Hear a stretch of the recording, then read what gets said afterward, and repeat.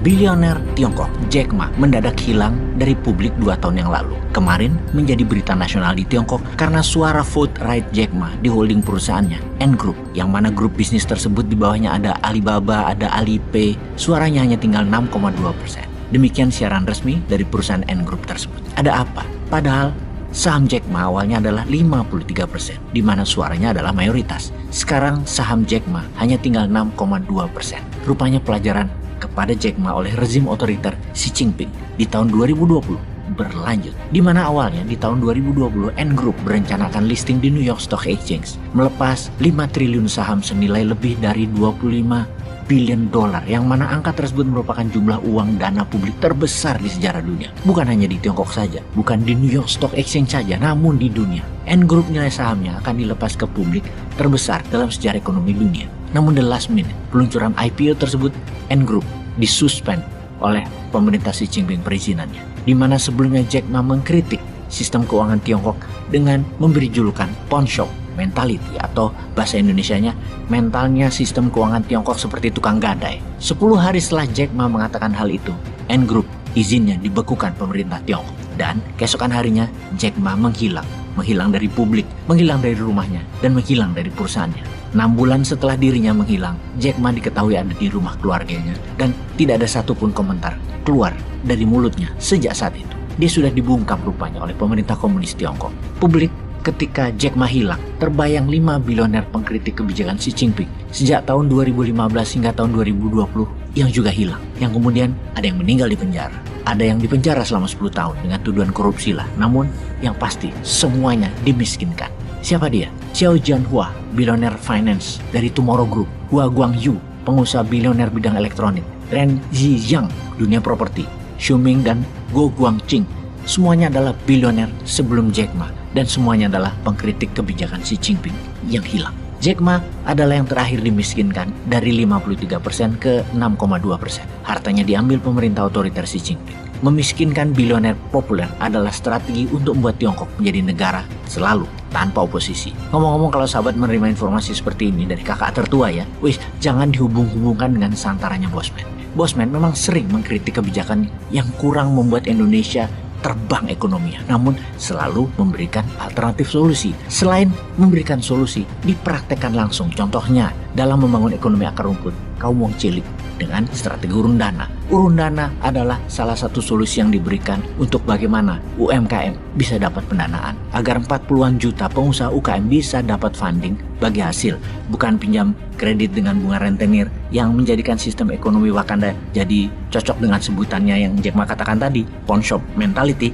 Ya enggak lah. Bosman dan tim punya alternatif solusinya sekaligus mempraktekkan MMT secara murni. Misalnya saja Santara dibebaskan mainnya ya, pakai blockchain misalnya, tanpa aturan KSEI, namun tetap di bawah OJK pakai tokenisasi.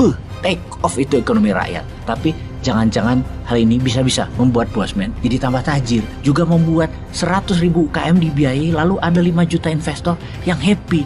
Walau mungkin ada 2-3% penerbit nanti akan bermasalah, masih lebih bagus lah daripada bursa IDX presentasinya di mana lebih dari 15% tidak perform. Maka bisa dibayangkan ada 100.000 UKM yang membuat 2 juta lapangan kerja baru, juga membuat rakyat jadi pintar bisnis dan investasi, yang jangka menengahnya akan membahayakan posisi politik pejabat berkuasa. Kali ini ya, makanya jangan dituruti aturan model bisnis kekinian fintech pakai blockchain dengan model tokenisasi stok maunya Bosman ini. Jangan. Ini maaf loh ya, ini bukan penggiringan opini, hanya saja otak liar Bosman jadi kesana agar jangan rakyat Wakanda ini jadi pada sugih mungkin ya. Sungguh, informasi tentang Jack Ma ini bukan nyama-nyamain, bukan banding-banding ke. Ya mesti kalah ya. Bosman iki bodoh, sudah itu ndak punya bolo lagi, malah banyak haternya. Bolo cuman para sahabat yang percaya bahwa MMT bisa jadi solusi membuat rakyat makmur.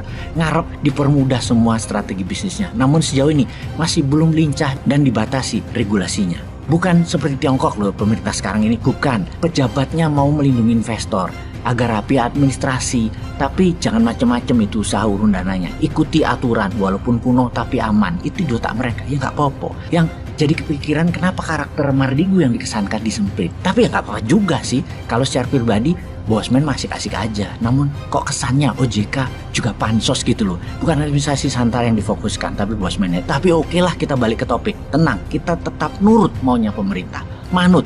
Kita buang 70%-an pengusaha UMKM yang baik namun tidak tertib administrasinya dari daftar Santara. Kalau perlu sisakan 32 saja.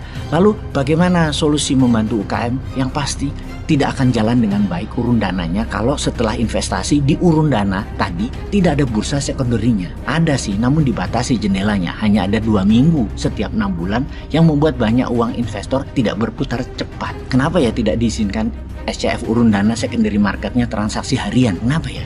Uang di SCF milik investor ada 2 cara dapat uang. Pertama dari dividen dan kedua dari capital gain di bursa secondary seperti layaknya IDX. SCF urun dana administrasinya ikut model IDX namun exit plan-nya nggak ada secondary market. Ya investor teriak menyalahkan penyelenggara SCF, menyalahkan Santara. Ya wis lah, jadinya memang begitu.